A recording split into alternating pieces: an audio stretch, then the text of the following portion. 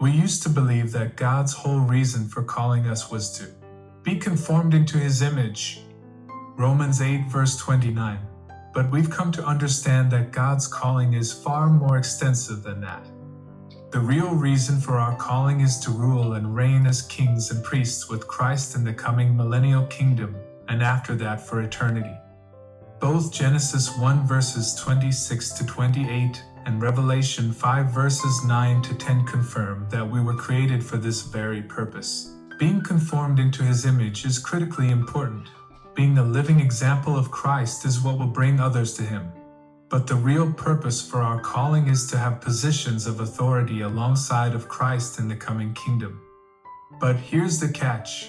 Our life here on earth is the training ground, the proving ground, and the testing ground for that privilege. In other words, it doesn't happen automatically. It doesn't happen without effort. The deciding factor is how we live our lives here and now. Consequently, there is an urgent need in the Christian body for a renewed recognition of our own personal accountability before the Lord after we have been saved. It's essential that we have a kingdom perspective where we see our lives here on earth in the context of eternity. We must understand that once we are saved, we are still responsible for what we do with the rest of our lives here and now. Saving faith is more than just belief. It's more than just knowing the scriptures. And it's more than just going to church on Sundays. Saving faith is learning how to be a partaker of Christ's life, which means not only receiving His life at our new birth, being born again, but also living His life every day through sanctification. What is an overcomer? The Bible calls these kinds of sanctified Christians those who partake of His life. Overcomers. The Greek word to overcome is nikao, which means victory over hostile powers. Christ, of course, is the real overcomer. But as we become cleansed, open and yielded, sanctified vessels, He can overcome the world, the flesh, and the devil through us. Overcomers, then, are those faithful and obedient Christians who not only talk about doing the will of God, but who also do it. As we begin to discuss overcomers, we want to make something absolutely clear. We are not talking about someone who is perfect or religious or good. We're talking about someone who simply recognizes his choices, confesses his sin, and then chooses to turn around and go God's way. Remember David in the Old Testament? He was an overcomer, and yet remember all the ways he blew it? The New Testament even calls him a man after God's own heart. Why? It's because David knew how to confess his sin, how to turn around from following it, and then how to go God's way. This is the kind of overcomer that we are talking about. He is just a regular person who has learned to follow Christ regardless of what is going on in his own life. He could be that janitor in the school building down the street, or that laundry woman in the back room of that large downtown hotel, or that widow in the country who faithfully gives her $1 every week to the Salvation Army. In our opinion, these believers are often more faithful overcomers than the most popular Christian television personalities.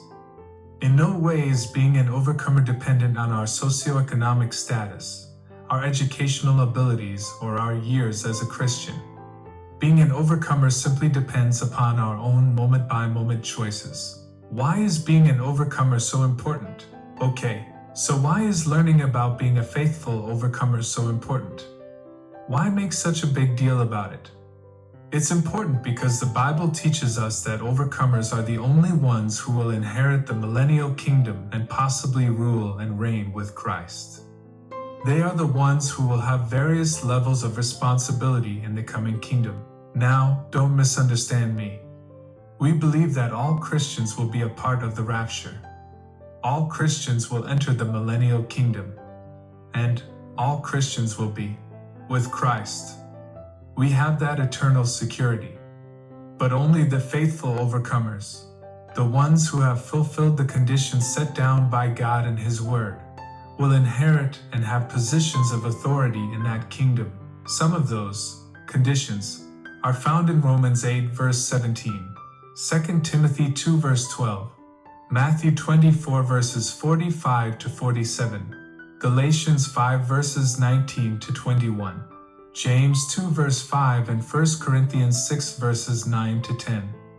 So, there's a huge difference between simply entering the millennial kingdom, which all believers will do, and actually inheriting that kingdom, which only the faithful overcomers will do. All born-again believers will enter, but only the overcoming Christians will rule and reign. Again, the deciding factor is how we live our lives here and now. This is why learning how to become an overcomer is so very important. What we do in this present life does affect our role in the future kingdom. Kingdom perspective.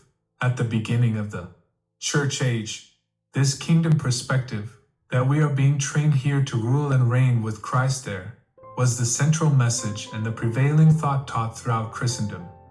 Now, however, at the end of the age, this message has been essentially forgotten. Except by a few great men, Charles Stanley wrote in his book, Eternal Security. Does our behavior matter once we are assured of our salvation? You bet it does. Are there any eternal consequences when a believer sins? Absolutely. Will eternity be the same for those who follow Christ faithfully and those who live for themselves? Not a chance. Our God is a God of justice as well as grace. His offer of grace is continually extended to even the most vile sinner. But his justice moves him to keep a careful record of those who remain faithful and those who do not. His grace moved him to sacrifice his only Son to provide a way for our salvation. But his justice causes him to take special note of those believers who are willing to sacrifice for his Son. Donald Gray Barnhouse says in his commentary on Romans, "We can be sure that at the judgment seat of Christ there will be a marked difference between the Christian who has lived his life before the Lord, clearly discerning what was for the glory of God, and a nominal Christian. All will be in heaven, but the difference between them will be eternal. We may be sure that the consequences of our character will survive the grave and that we shall face those consequences at the judgment seat of Christ." Erwin Lutzen notes in his book, Your Eternal Reward, the assumption that rewards are nothing more than the crowns themselves is false in my opinion. Rewards have more to do with levels of responsibility that will be given to us.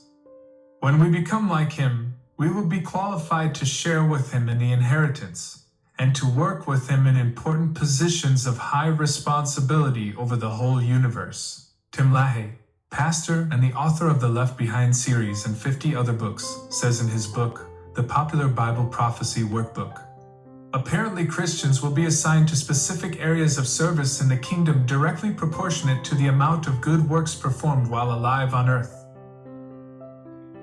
So, the message we would like you to consider is this: all Christians will be with Christ in the millennium and in heaven, but only the overcomers.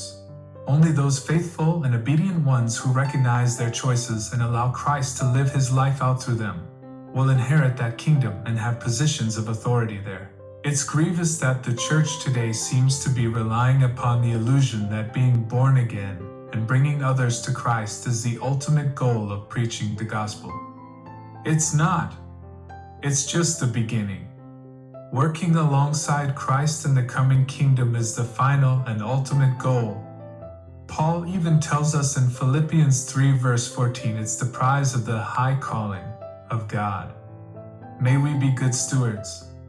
God bless you all.